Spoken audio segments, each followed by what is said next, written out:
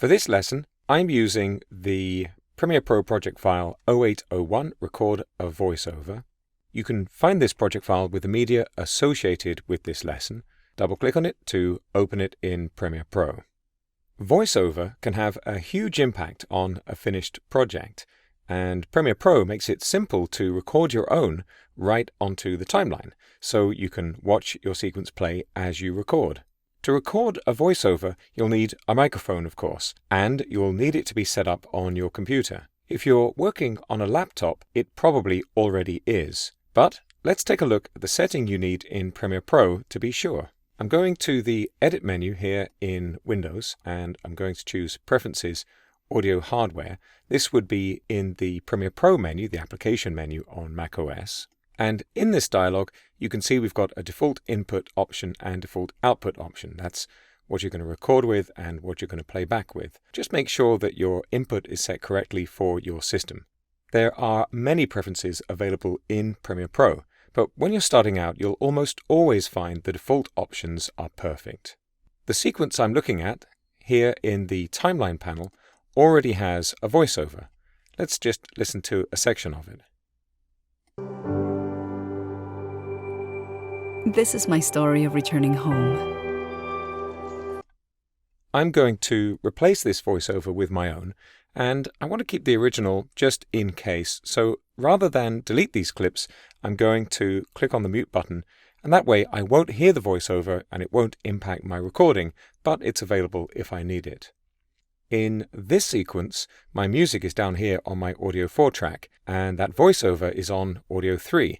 This leaves me with my Audio 2 track available to record a new voiceover. In the track headers for my audio tracks, I've got this voiceover record button, one for each track.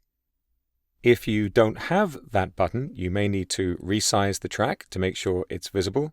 Or if your settings have been changed in such a way as to remove that button, you can go to the Settings menu for the Timeline panel, choose Customize Audio Header, and you'll find that button available for you to simply drag onto the track header. By default, the button should be available, so I'll just click Cancel and we're ready to go. I'm going to move my playhead to the beginning of the sequence. It's a good idea to wear headphones while recording voiceover because the sequence audio will play while you're recording, and it might produce feedback if your microphone picks up the sound from your system speakers or even from your headphones. Alternatively, you could always turn off the audio on your system.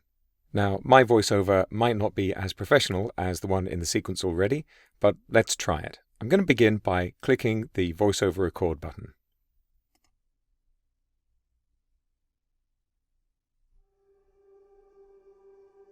This is a voiceover intended to accompany the sequence I'm working on. You'll notice that nothing appears in the sequence while I'm recording, but I know that I'm recording successfully because I've got the word recording here displayed under the program monitor. Being able to view the visuals while I'm recording the voiceover is, of course, helpful. And once I'm happy with the recording I've created, I can click on the voiceover record button again, and you can see the recording is added to my sequence. Notice that the voiceover clips that we had previously were broken into separate pieces, and that was an editing operation. It wasn't the way the voiceover was recorded originally. The newly recorded voiceover is in one piece, and if we look over in the project panel, you can see a new sound file has been created, audio2.wav. And that's based on the track name that I have here on the timeline. If I'm happy with the volume of the voiceover recording, I can carry on with my edit. But of course, I could always click on the rubber band in the middle of the clip to drag up or down and adjust the volume as part of my audio mix. You might decide later that you'd like to professionally record a voiceover, in which case this recording might become a guide track, helping you to time your edits while you wait for the new version.